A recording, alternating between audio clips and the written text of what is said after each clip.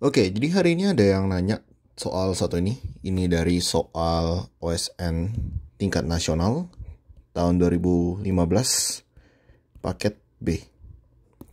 Coba aja kita bahas. Jadi mungkin sekali lagi seperti biasa kalau ada soal kalian boleh coba kerjain terlebih dahulu sebelum aku bahas soalnya. Jadi silahkan pause videonya, coba kerjain dulu baru aku akan bahas. Oke, jadi kita start dulu. Dikasih tahu bahwa ada tanaman nih yang katanya itu kaya akan nutrisi. Terus tanamannya itu digunakan untuk mengurangi malnutrisi pada wanita hamil. Jadi kayak ini tuh semacam suplemen gitu ya kayaknya. Ya. Dia melakukan penelitian pengaruh konsumsi ini terhadap kondisi sistem pencernaan tapi pada tikus jantan.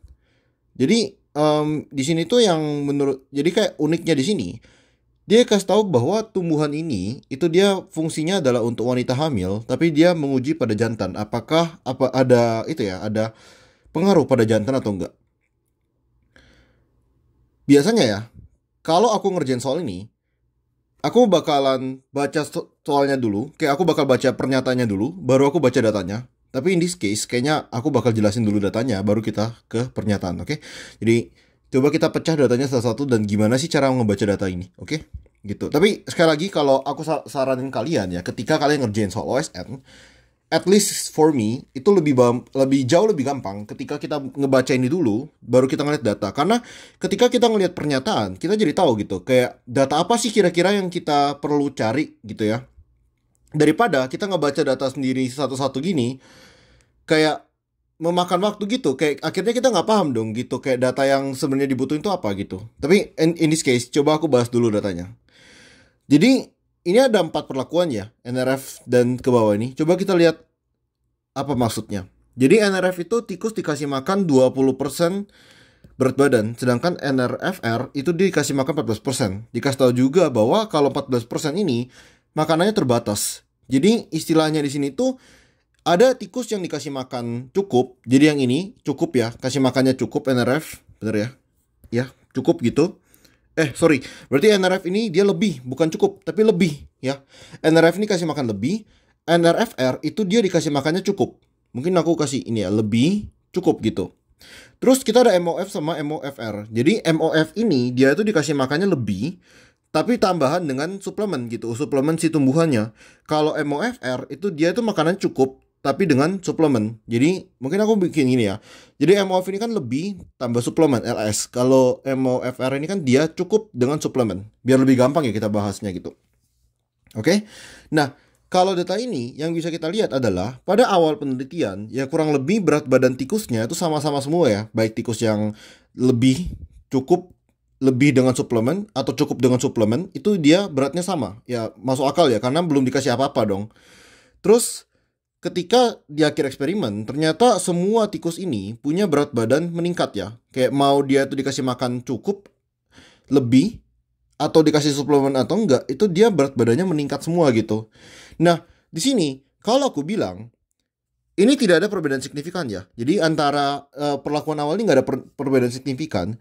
Di sini, kalau kita lihat grafiknya, aku bakal bilang antar perlakuan di sini itu juga tidak ada perbedaan signifikan. Jadi baik dia makanan lebih, lebih dengan suplemen, cukup, cukup dengan suplemen itu sama aja. Dari mana aku tahu? Biasanya kita lihat error barnya. Jadi cara aku menentukan tuh gini. Ketika error bar ini, jadi error bar ini dia masih tabrakan dengan error bar data sampingnya, kurang lebih ini tuh nggak signifikan. Jadi ini masih tabrakan ya error barnya. Ini juga masih tabrakan dengan di sini. Gitu. Perlu kalian ketahui juga bahwa error bar tuh dua sisi ya, nggak cuma sisi atas. Jadi harusnya juga ada error bar di bawah sini yang kita nggak digambarin. Jadi ya kalau mereka masih saling bertemu, aku bakal bilang nih data nggak signifikan bedanya. Bisa kayak gitu untuk data kayak gini. Data yang turun kayak gini. Oke, next kita lihat data selanjutnya. Jadi ini kan berat badan. Kesimpulan yang bisa kita dapat di sini adalah jadi tikus ini di awal eksperimen, ketika tikus ini di akhir eksperimen berat badannya meningkat. Tapi kita nggak peduli ya, itu nggak peduli berat makanannya lebih, makanannya cukup, atau dikasih suplemen atau enggak, itu nggak peduli. Pokoknya berat badannya meningkat sama aja gitu. Next, kita lihat yang ini. Jadi tadi itu berat badan, sekarang dia lihat pertambahannya ya dari setiap minggu gitu. Not gonna lie, ini jujur aku bingung banget datanya gini. Yang mana aku bingung serius, kayak susah banget dibedain. I mean, ini kan NRFR ya yang tadi. NRFR ini kan yang cukup ya. Mungkin dia startnya dari sini ya. Terus naik sini, sini, sini. Gitu ya kayaknya.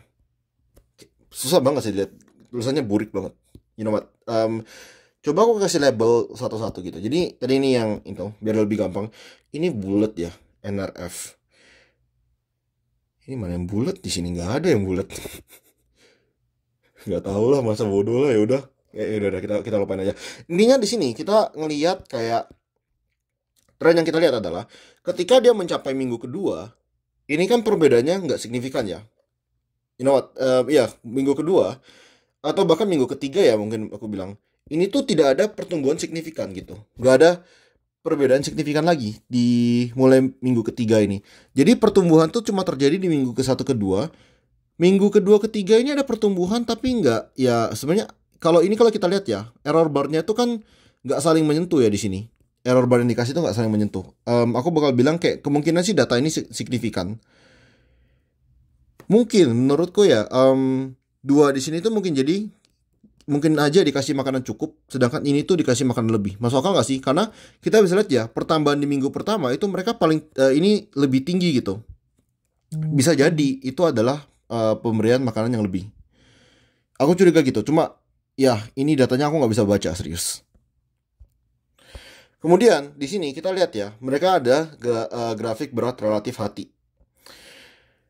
Yang aku bisa bilang di sini adalah antara NRF jadi makanan yang lebih dan NRFR yang makanannya cukup itu nggak ada perbedaan signifikan ya. Jadi di sini ketika nggak dikasih suplemen mereka nggak ada perbedaan signifikan gitu. Oh ya, NS ini singkatan dari no significant difference ya gitu. Terus tadi ini ya kalau yang MOF tuh lebih suplemen. Jadi ini kan ada dikasih lebih suplemen sama cukup suplemen. Kita lihat bedanya apa?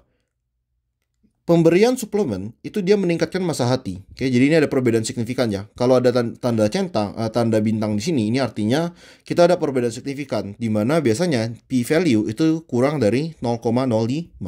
Artinya bisa kayak gitu. Kalau yang bintang gitu. Untuk p value itu sendiri apa dan kayak aku bakal bahas itu di topik video lain lah. Kayak aku nggak bakal bahas di sini tentang p value.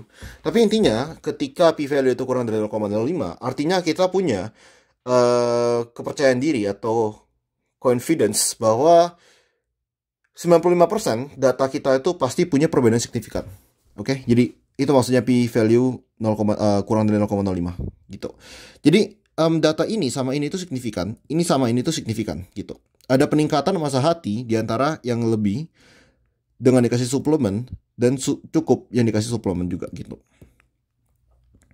Oke. Kemudian di sini kita dikasih tahu konten lipid dan juga glikogen yang ada di hati. Kita dikasih data NRF, NRFR, MOF sama MOFR. Tapi di sini dia langsung bilang kalau signifikansinya itu tidak ada NS. Kayak ternyata nggak ada signifikansi antara ya semua ini gitu. Jadi aku bakal bilang kayak, oh ternyata lipid dan glikogen pada hati, baik dia makanannya banyak, makanannya dikit, ataupun dikasih suplemen atau enggak, sama aja gitu. Oke, sekarang karena kita udah ngerti datanya, kita udah ngebedah datanya, coba kita bahas. Pemberian makanan tambahan berupa daun ini tidak memicu ataupun menekan pertumbuhan tikus. Aku bakal bilang ini bener. Karena aku ke data ini ya, aku cenderung ke data yang pertama. Dimana di data pertama ini kan emang bener ya kalau kayak kita tambahin suplemen tuh nggak ngefek, ini nggak ada perbedaan signifikan. Jadi aku bakal bilang bener karena nggak ada perbedaan gitu. Perbedaan tikus paling cepat terjadi pada rentang waktu antara minggu ke-1 dan kedua setelah perlakuan. Pertemuan tikus paling cepat terjadi rentang waktu. Oke, coba kita lihat ya. Dia bilang bahwa pertumbuhan paling cepat tuh di minggu 1 dan minggu 2. Nah, hati-hati di sini. Kita lihat sumbu X, sumbu Y-nya itu dia pertumbuhan ya. Jadi sumbu Y ini dia sumbu Y ini mengekspresikan perubahan pertumbuhan. Jadi kita cari aja perubahannya yang paling cepat mana. Perubahannya yang paling cepat itu ada di sini ya. Ada di ya kurang lebih minggu keempat, bukan minggu kedua satu atau dua. Hati-hati. Kalau misalnya sumbu Y di sini, misal aku coret pertambahannya. Jadi sumbu Y-nya bilang berat mingguan. Kalau berat mingguan kita ngelihat ininya ya. Apa gradiennya ya gitu. Karena kan kalau namanya perubahan itu kita ngelihat apa ya? Perubahan itu kita ngelihat gradien. Karena ini titik waktu beratnya segini, terus titik waktu kedua beratnya segini. Jadi kita ngelihat perubahannya ya, perubahan dari minggu kedua dan minggu ke satu kan gitu. Namun ya karena si data ini ada kata pertambahan, jadi dia tuh udah ngitung perubahannya berapa gitu. Jadi ya harusnya yang paling tinggi pertumbuhannya di minggu keempat, bukan minggu 1 atau 2. Jadi ini salah. Pemberian suplemen M. oleifera memiliki potensi merusak fungsi hati sebab terjadi pertumbuhan ukuran hati. Nah, ini aku kurang yakin. Jadi, pertama, hepatomegali. Jadi hepatomegali itu kondisi di mana hati terlalu besar. Jadi hati terlalu besar itu kondisi yang berbahaya, kondisi patologis yang tidak normal gitu. Di sini kita tidak dikasih konteks mengenai hati yang besar itu apakah dia ini berbahaya, apakah ini patologis, atau justru ini menguntungkan gitu ya. Aku ngerasa ini agak ambigu gitu. Karena kita cuma dikasih data bahwa hatinya itu tambah besar ya. Ketika kita kasih suplemen, bener hati itu tambah besar. Tapi apakah hati yang besar itu sifatnya merugikan? Itu tergantung ya. Kita nggak tahu dengan pasti di sini. Cuman ya berdasarkan pengetahuanku, kalau ukuran hati yang terlalu besar itu justru berbahaya bagi fisiologi tubuh. Maka aku bakal bilang nih, benar. Karena iya ya, kita ngelihat pertumbuhan hati, bener ya. Dan secara teori harusnya hati yang terlalu besar tuh juga merugikan. Jadi aku bakal bilang benar. Meskipun menurutku ini ambigu. D. Pemberian makan tambahan M. oleifera tidak berpengaruh terhadap ketersediaan cadangan makanan di hati. Ini udah aku bilang ya. Kalau mereka tuh nggak ada perbedaan signifikan. Jadi benar. Oke, sekian pembahasan soal hari ini. Jadi soal kali ini tuh bener-bener full soal yang ngebaca data. Mungkin ini pertanyaan yang sering ditanyain sama orang-orang juga. Jadi kayak berdasarkan DM yang masuk ke aku dan lain-lain. Pertanyaan yang sering ditanyain sama murid-muridku juga salah satunya adalah, gimana sih cara kita ngebaca data? Untuk kalian ngebaca data, menurutku sih itu dari latihan sih. Semakin kalian sering ngerjain soal, kalian semakin sering juga ngeliat data. Semakin kalian juga semakin memahami cara ngeliat data. Cuman beberapa tips dari aku adalah ini. Pertama, kalian harus pahami dulu tipe data yang kalian amati itu tipe data seperti apa. Kayak apakah itu suatu box plot, apakah itu suatu bar chart, apakah itu suatu line graph gitu, beda-beda. Karena masing-masing data, masing-masing tipe tabel itu punya makna tersendiri gitu. Kenapa ilmuwan pasti ingin mengkomunikasikan data itu dengan visual yang sifatnya paling komunikatif gitu. Kayak misal ketika aku pingin menunjukkan suatu misal aku pingin menunjukkan suatu perubahan, aku bakal cenderung pakai suatu line graph.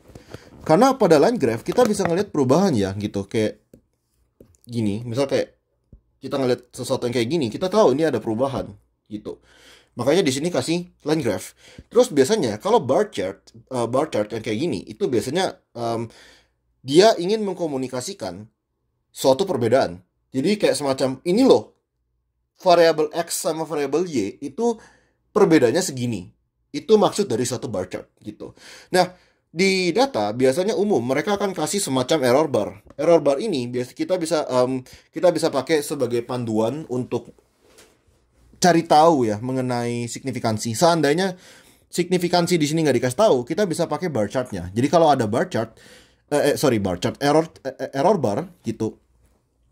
Error barnya itu ketika mereka saling bersentuhan gitu. Kalau mereka saling bersentuhan, aku bakal bilang datanya tidak berbeda signifikan.